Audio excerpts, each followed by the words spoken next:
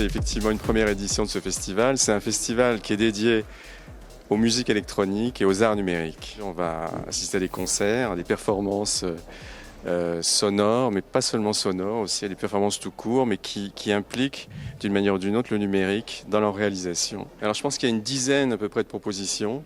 Il y a donc des installations, plutôt 2 expositions, avec 2 artistes qui sont dans les salles d'exposition de Malraux.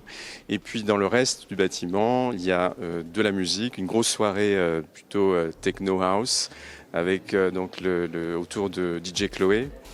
Il y a du théâtre, il y a des performances, et puis donc des concerts, de la musique. Moi-même, je vais faire un concert, un spectacle qui s'intitule Fukushima. Donc avec l'Instant Mobile, on propose 2 expositions en fait durant le DAM Festival.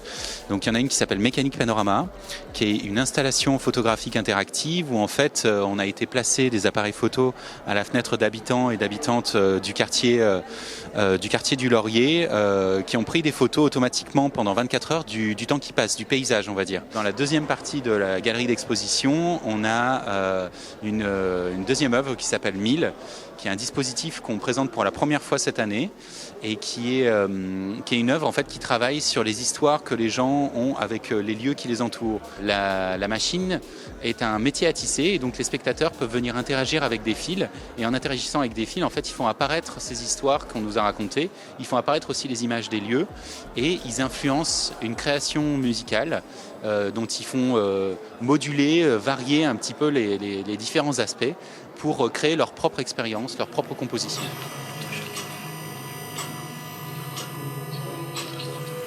Le thème de l'exposition, c'est sur la marche et la pensée. En fait, il y a beaucoup de gens qui ont besoin de marcher pour penser, beaucoup de philosophes qui ont dit « moi, j'arrive pas à penser si je marche pas, si je me balade pas dans la nature, etc. » Et en venant à Chambéry, c'était un thème qui m'intéressait. Il y a Jean-Jacques Rousseau qui vivait ici, qui était exactement comme ça. Et ce mouvement du corps et de la pensée conjoint, ça m'intéressait. Et j'ai fait quelque chose comme ça, en me basant sur des images de déambulation et en faisant par les procédés numériques, essayer de sentir ce qui se passe en fait dans notre tête lorsqu'on marche et comment on assemble les pensées. Voilà, l'exposition, elle est autour de ça.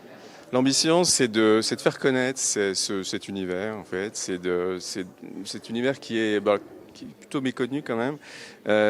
Chambéry, on ne peut pas dire qu'il y ait énormément de propositions qui sont dans ces esthétiques. Et nous, ça nous semblait important que ce soit montré sous la forme d'un rendez-vous annuel.